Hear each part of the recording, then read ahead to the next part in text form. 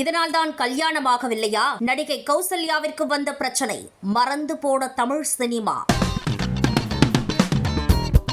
கௌசல்யா என்ற பெயரை கேட்டதுமே நமக்கு நினைவிற்கு வருவது அவருடைய கியூட்டான சிரிப்பு தான். தன் சிரிப்பாலேயே அனைவரையும் கட்டி போட்டு விடுவார் கௌசல்யா. 30 டிசம்பர் 1979 ஆண்டு பெங்களூருவில் பிறந்த கன்னடத்து பைங்கிளி ஆவார். இவர் 1997 ஆண்டு வெளிவந்த காலமெல்லாம் காதல் வாழ்க்கை என்ற திரைப்படத்தின் மூலம் தமிழ் சினிமாவிற்கு கதாநாயகியாக அறிமுகமானார். இந்த படத்தில் ஹீரோவாக இதயம் முரளி நடித்திருந்தார். இந்த படத்தில் ஒரு மணி அடித்தால் கண்ணே உன் ஞாபகம் என்ற பாடல் இந்த படத்தோட வெற்றிக்கு முக்கிய வழிவகுத்தது. அந்த படத்தை தொடர்ந்து அவர் நேருக்கு நேர் படத்தில் விஜய்க்கு ஜோடியாக நடித்திருந்தார். இந்த படமும் நல்ல வெற்றியை கொடுத்தது. இதைத் தொடர்ந்து வெற்றி படம் கொடுக்கும் ஹீரோயின்கள் பட்டியலில் கௌசல்யா இணைந்தார். சினிமாவில் வெற்றிகரமாக வலம் வந்தாலும் அவரால் சரளமாக தமிழ் பேச முடியாமல் ஆரம்ப காலத்தில் மிகவும் கஷ்டப்பட்டார் கௌசல்யா. அந்த படங்கள் கொடுத்த வெற்றியை தொடர்ந்து செல்லமே படத்தில் லிவிங்ஸ்டனுக்கு ஜோடியாக நடித்திருந்தார் கௌசல்யா. இந்த படத்தில் காதல் கதையை ஒரு புதிய கோணத்தில் சொல்லியது ரசிகர்களை மிகவும் கவர்ந்தது. அதைத் தொடர்ந்து ஜாலி என்ற படத்தில் அப்பாஸிற்கு ஜோடியாக காலேஜ் ஸ்டூடெண்டாக நடித்திருந்தார் கௌசல்யா.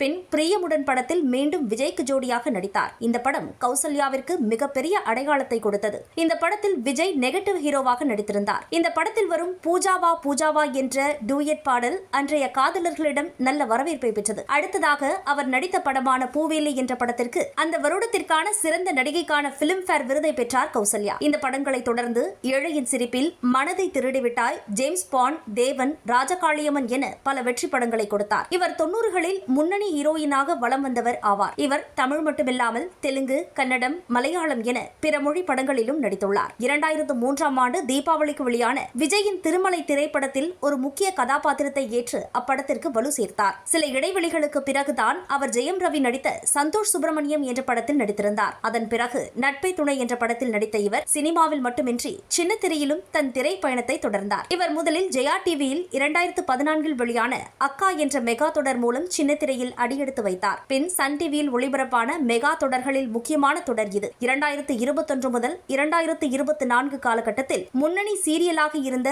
சுந்தரி சீரியலிலும் நடித்திருந்தார் கௌசல்யா. கௌசல்யாவிற்கு தற்போது 46 வயதாகிறது. ஆனால் இவர் இன்னும் திருமணம் செய்து கொள்ளவில்லை. காரணம் கேட்டால், எனக்கும் திருமணம் செய்து கொண்டு வாழத்தான் ஆசை. ஆனால் நான் எதிர்பார்ப்பது போன்ற நபரை நான் இன்னும் பார்க்கவில்லை. இதற்கு முன் என் வாழ்க்கையில் அந்த மாதிரி ஒருவர் வந்தார். ஆனால் அந்த உறவு நிலைக்கவில்லை, பாதியிலேயே முடிந்துவிட்டது. நான் எதிர்பார்ப்பது போல் ஒருவரை சந்தித்தால் நான் கண்டிப்பாக திருமணம் செய்து கொண்டிருப்பேன். அது மட்டும் இன்றி நான் பிஸியாக நடித்துக் கொண்டிருந்த காலகட்டத்தில் எனக்கு நரம்பு சம்பந்தப்பட்ட நோய் ஏற்பட்டது. அதற்காக நான் மருந்து மாத்திரை சாப்பிட ஆரம்பித்தேன். அதனால் என் உடல் எடையும் கூடிவிட்டது. அது மட்டுமில்லாமல் குடும்பம், குழந்தை என்கிற பெரிய பொறுப்பை என்னால் வெற்றிகரமாக முன்னின்று எடுத்துச் செல்ல முடியுமா என்றும் எனக்கு தெரியவில்லை. நான் என் அப்பா அம்மாவுடன் தான் இருக்கின்றேன். நான் இல்லாமல் அவர்களாலும் இருக்க முடியாது. அவர்கள் இல்லாமல் என்னாலையும் இருக்க முடியாது. இவை எல்லாமும் ஒரு காரணமாக இருக்கலாம் நாம் திருமணம் செய்து கொள்ளாமல் இருப்பதற்கு என கௌசல்யா வெளிப்படையாக பேசியிருந்தார். அவர் அப்போ கொடுத்த அந்த பேட்டி தான் தற்போது சோசியல் மீடியாவில் வேகமாக பரவி வருகிறது.